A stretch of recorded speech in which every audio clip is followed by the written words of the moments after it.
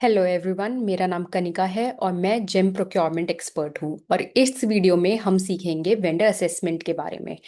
तो काफ़ी लोगों का ये क्वेश्चन आता है कि वेंडर असेसमेंट क्यों होता है जेम पे, ये किसको करना होता है और ये कैसे किया जाता है, इस चीज़ों का प्रोसेस क्या होता है।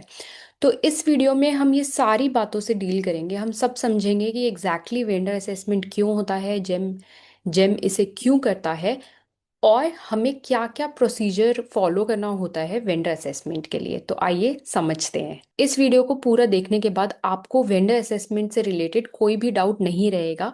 बट स्टिल अगर आपको कुछ भी बात वेंडर असेसमेंट के बारे में हमसे पूछनी हो, अगर आप कहीं फंस रहे हैं वेंडर असेसमेंट में, तो आप हमें दिए हुए नंबर पे कॉल कर सकते हैं and will help you out. तो आइए शुरू करते हैं। अब वेंडर असेसमेंट क्या होता है ये समझना बहुत ज़रूरी है। वेंडर असेसमेंट बेसिकली एक थर्ड पार्टी इवैल्यूएशन प्रोसेस है जो जेम करता है on sellers, on behalf of buyers. इसमें जेम देखता है आपकी बिजनेस क्रेडिबिलिटी, आपकी फाइनेंशियल कैपेसिटी, आपका infrastructure and man power, manufacturing and service capability. इससे हेल्प करता है, ये सब चीज़ें हेल्प करती है बायर को आपकी कैपेबिलिटी और आपकी रिलायबिलिटी इंक्रीज करने में। इससे वेंडर असेसमेंट में ये सारी चीजें जम असेस करता है। Now, who needs vendor assessment. अब वेंडर असेसमेंट कराने की जरूरत सबको नहीं होती है, बहुत गिने चुने लोगों को जरूरत होती है वेंडर असेसमेंट कराने की। अब ये देखना बहुत जरूरी है कि क्या आप उन सेलर्स में आते हैं जिसको वेंडर असेसमेंट कराना जरूरी है। तो अगर आप एक ओईएम या एक मैन्युफैक्चरर हैं तो आपको वेंडर असेसमेंट कराना बहुत जरूरी है। इससे आपको आपका बिजनेस ग्रो करने में जेम में बहुत फायदा मिलेगा, आपकी क्रेडिबिलिटी ग्रो करेगी और बायर्स आपको अलग से रीच आउट करेंगे। सो दैट बिकॉज क्योंकि आप एक ओईएम है एंड मैन्युफैक्चरर हैं और आप वेंडर असिस्ट हैं जेम से।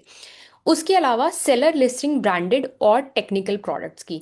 अब कुछ कुछ प्रोडक्ट आपने देखा है जो टेक्निकल होते हैं और ब्रांडेड प्रोडक्ट्स होते हैं, वो होते हैं जो वेंडर असेसमेंट कराने पड़ते हो उन चीज़ों में जो बहुत ही हाईली टेक्निकल प्रोडक्ट्स होते हैं।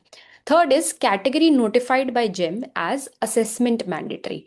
अब आपने देखा होगा कि हर प्रोडक्ट जो जेम पे इस टाइम पे लिस्टेड है वो 5 क्वाड्रेंट्स में डिवाइडेड है।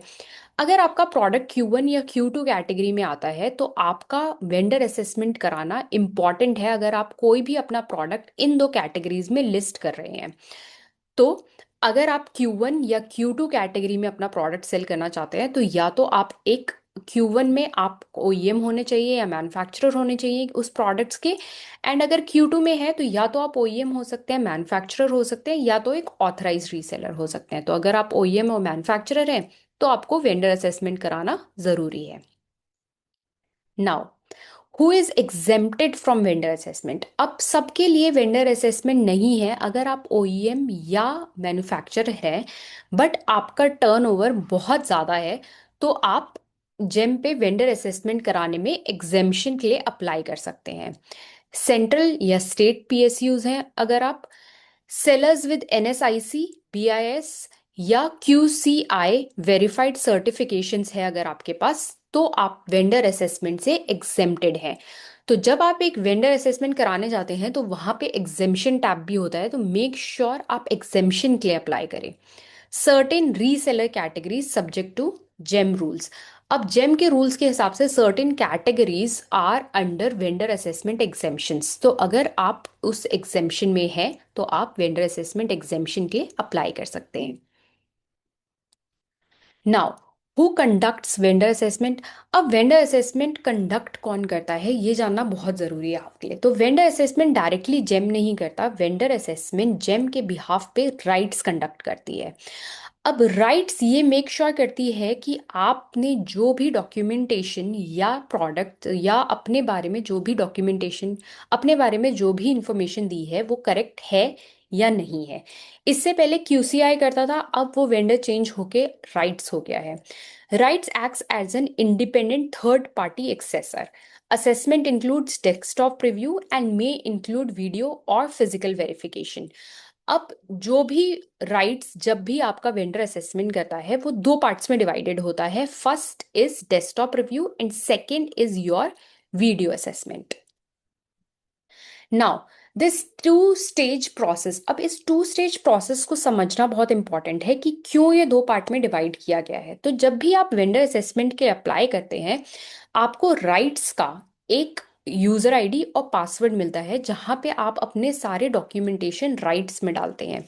तो उस डॉक्यूमेंटेशन में आपकी फाइनेंशियल कैपेबिलिटीज, आपकी मैन पावर, आप क्या क्या सर्विस प्रोवाइड करते हैं, उसमें कितनी मशीनरी यूज करते हैं, आपके सप्लायर्स कौन कौन है, अगर आपने प्रीवियसली गवर्नमेंट के साथ काम किया है तो उसका एक्सपीरियंस, आपके शेयर होल्डर्स के बारे में आपकी कंपनी डिटेल्स बहुत ही एक्सटेंसिवली मांगा जाता है।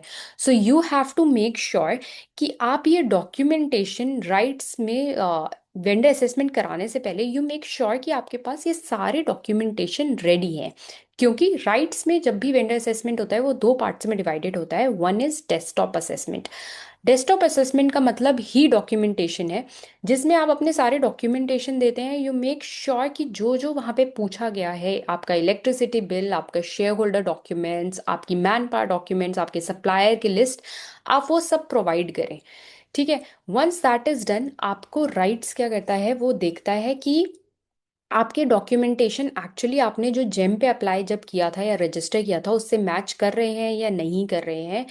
जब भी आप राइट्स में अपना डॉक्यूमेंटेशन सबमिट करते हैं, please keep an I on your emails, क्योंकि राइट हमेशा आप पे क्वेश्चन भी कर सकता है किसी भी पर्टिकुलर डॉक्यूमेंट से रिलेटेड।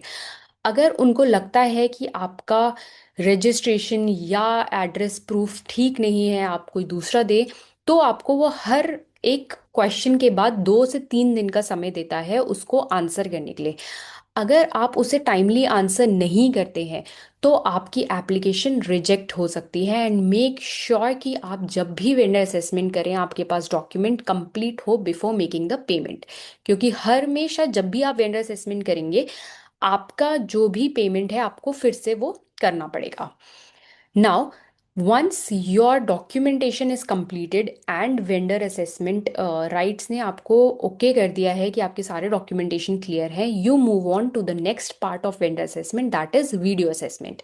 इस वीडियो असेसमेंट में राइट्स मेक श्योर करता है कि आपने जो डॉक्यूमेंटेशन और manufacturing locations and machineries claim करी थी वो एक्चुअली वहाँ पे प्रेजेंट है या नहीं है।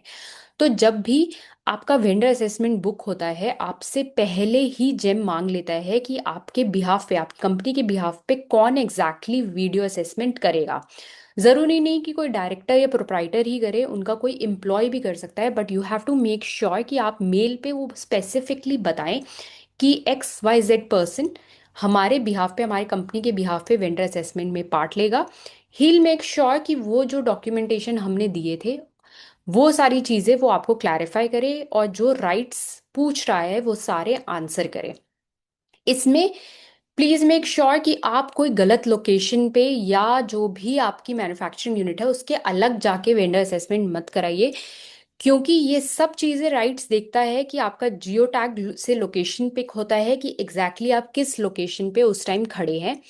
एंड मेक श्योर कि आपके मैन्युफैक्चरिंग यूनिट के बाहर अपना कंपनी नेम होना बहुत ज़रूरी है। ये बहुत माइनर माइनर चीज़ें हैं जो होना ज़रूरी है, कहीं डॉक्यूमेंटेशन में नहीं लिखे होते, but these are the things जो आपको रिजेक्ट करा सकती है।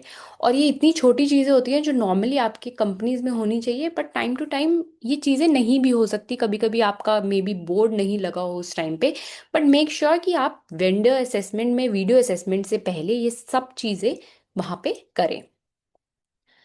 नाउ अब कैसे अप्लाई करते हैं, जब भी आप वेंडर असेसमेंट के लिए कैसे अप्लाई करेंगे जेम पे, तो आप अपने जेम के सेलर डैशबोर्ड पे लॉगिन करेंगे। वहाँ पे माय अकाउंट में जाके वेंडर असेसमेंट में जाके अपनी प्रोफाइल सबमिट करेंगे एप्लीकेशन। ये ध्यान रखिए कि आप एक बारी में मल्टीपल कैटेगरीज पे भी वेंडर असेसमेंट करा सकते हैं। ज़रूरी नहीं है कि जैसे लेट सपोज अगर आप फर्नीचर के मैन्युफैक्चरर है, ऐसा नहीं है कि आप सोफे के लिए अलग वेंडर असेसमेंट करेंगे एंड टेबल के लिए अलग करेंगे।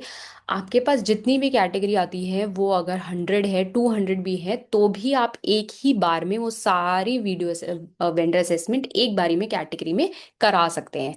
बट मेक श्योर आप जितनी भी कैटेगरीज में वेंडर असेसमेंट कराएं तो जब भी वीडियो असेसमेंट हो आपकी वो सारी चीज़ें वहाँ अवेलेबल होना ज़रूरी है। वरना ऐसा भी हो सकता है कि अगर आपने 20 कैटेगरीज में वेंडर असेसमेंट कराई है तो मे बी आप 10 में ही क्वालिफाई करो। जब आप अपना जेम से एप्लीकेशन सबमिट कर देते हैं आपको राइट्स की तरफ से एक यूज़र आईडी और पासवर्ड मिलता है, फिर आप सारे अपने डॉक्यूमेंटेशन प्रोसेस राइट्स की वेबसाइट पे सबमिट करते हैं। एंड आपके जो बेसिक डॉक्यूमेंटेशन है वो आपका होता है पैन कार्ड, जीएसटी, आपका फाइनेंशियल स्टेटमेंट, आपके टर्नओवर सर्टिफिकेट्स, आपकी प्रोडक्ट की स्पेसिफिकेशन, उनका quality compliances and manufacturing capacity का प्रूफ और डीलर एग्रीमेंट्स। इसके अलावा आपकी category two category documentation change हो सकता है।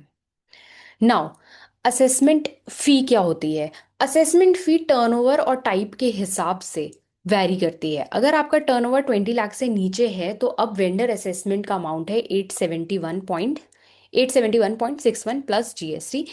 अब जेम ने बहुत मिनिमल कर दिया है आपका वेंडर असेसमेंट का फी। अगर आपकी टर्नओवर 20 लाख से 1 CR तक का है तो इट इज़ 1743 प्लस जीएसटी, और अगर अबव 1 लाख है तो इट इज़ 3486.44 प्लस जीएसटी। ये फीस नॉन रिफंडेबल होती है। अगर आप वेंडर असेसमेंट नहीं करा पाए, आप टाइम पे वीडियो असेसमेंट नहीं करा पाए तो ये फीस रिफंड नहीं होगी। अगर आप रिजेक्ट हो गए तो आपको फिर से वेंडर असेसमेंट में अप्लाई करना पड़ेगा एंड फिर से ये फी पे करके फिर से पूरा प्रोसेस करना पड़ेगा। दैट इज वाई आपको ये जानना बहुत ज़रूरी है कि हमेशा आपका पेपर वर्क क्लियर होना चाहिए before starting your vendor assessment. Now, assessment timeline. RITES typically completes vendor assessment between 15 to 20 working days, जिसमें आपका डेस्कटॉप और वीडियो असेसमेंट दोनों कंप्लीट हो जाता है। ये डॉक्यूमेंटेशन और रिस्पॉन्सिवनेस के ऊपर वैरी कर सकता है। डिपेंड्स कि आपने थोड़ा लेट डॉक्यूमेंटेशन सबमिट किया या उन्होंने कोई क्वेश्चन पूछे उसका आंसर करने में लेट हो गया तो ये टाइम थोड़ा ऊपर नीचे हो सकता है। But estimated timeline is 15 to 25 days. And उसके ऊपर वीडियो असेसमेंट में कभी टाइम बढ़ भी सकता है, नहीं बढ़ सकता, डिपेंडिंग अपॉन कितना उनके पास लोड है इस टाइम पे फॉर्म्स का। So post assessment outcomes. अब आपका वेंडर असेसमेंट हो गया, आप वेरीफाई हो गए, तो इसके बाद आपको एक सर्टिफिकेट मिलता है वेंडर असेसमेंट का कि किस किस कैटेगरीज में आप वेंडर असेसमेंट हो गया आपका और आप वेरीफाइड है। और उसके बाद आप ओईएम पैनल के लिए अप्लाई करते हैं। आप ओईएम पैनल मिलने के बाद आप फिर अपना जेम पे कैटलॉगिंग स्टार्ट कर सकते हैं। So this was all about vendor assessment. I hope you understood everything. और अगर आपको कोई भी वेंडर असेसमेंट से रिलेटेड डाउट है तो please reach out to us and we'll make sure कि हम आपके क्वेश्चंस को आंसर करें। If you like this video please give it like and thumbs up, और ऐसे ही हमारी वीडियोस देखते रहिए। Thank you for watching.